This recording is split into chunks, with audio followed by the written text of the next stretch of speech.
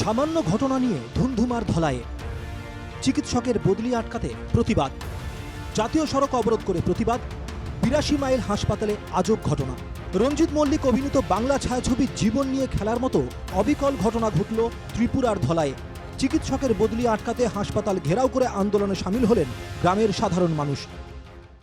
এলাকাবাসী দুদিন পর পর ৮২ মাইল হাসপাতালে ডাক্তারদের হয়রানি মানছে না। ডাক্তার আকাশ ভৌমিককে ৮২ মাইল হাসপাতাল থেকে অন্যত্র নিয়ে যাওয়া হবে না।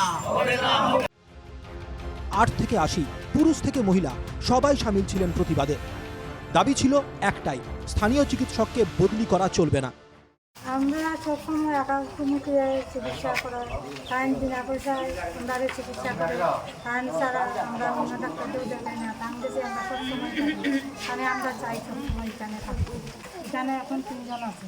আমরা অন্যরা গেছে, আমরা গেছি, আমরা টাইম না পাল্টিলা আসি সময় আমরা এখানে সবসময় আমরা করছি, চিকিৎসা করছি। এখানে আইসে প্রত্যেকটা আমরা এখানে চিকিৎসা করাই, টাইম খুব সাহায্য করে আমরা। ত্রিপুরার ধলাই জেলার ৮২ মাইল হাসপাতালের ঘটনা। স্থানীয় চিকিৎসক আকাশ ভৌমিকের বদলি নিয়ে সামান্য এক ঘটনা বিশাল রূপ নেয় শেষ পর্যন্ত। বদলির নির্দেশ পেয়ে অন্য হাসপাতালে কাজে যোগ দিতে যাওয়ার সময় ওই চিকিৎসকের পথ আটকে দেন গ্রামবাসীরা।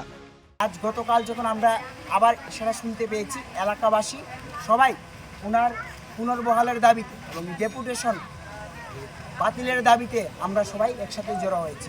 কেন? ডাক্তার আকাশ ভৌমিক 2 থেকে 2.5 বছর ধরে ৮২ মাইল এলাকায় উনি কাজ করছেন। এলাকার বহু গরিব দুস্থ পরিবার, পাহাড়ের মানুষ, গরিব মানুষদের উনি বহু বিনা পয়সায় প্রেসক্রিপশন, বিনা পয়সা ওষুধ, বহু শিবির উনি করেছেন, বহু জায়গায় গিয়ে মানুষকে সেবা দিয়েছেন। এখানেই শেষ নয়, চিকিৎসকের পুনর্বহালের দাবিতে জাতীয় সড়ক অবরোধ করেন স্থানীয় জনতা। সবার হাতে ছিল প্ল্যাকার্ড। আন্দোলনে সামিল এক যুবক সাগর দাসের মতে, আমার প্রিয় ডক্টর আকাশ ভৌমিক এলাকে আমরা খুব ভালো পাই তারা।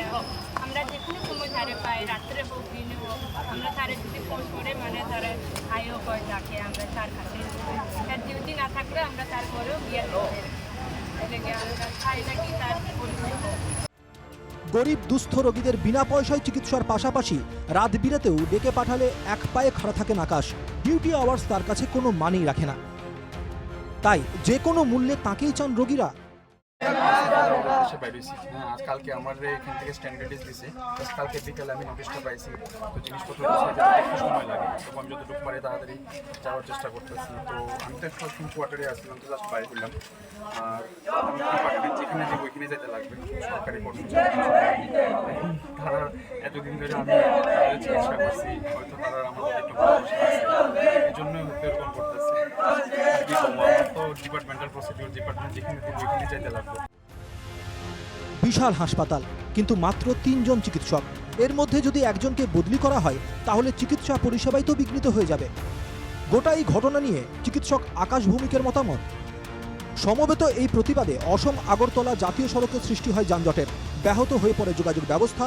পরে প্রশাসনিক কর্তাদের আশ্বাস পেয়ে সড়ক অবরোধ প্রত্যাহার করে নেন স্থানীয় জনতা।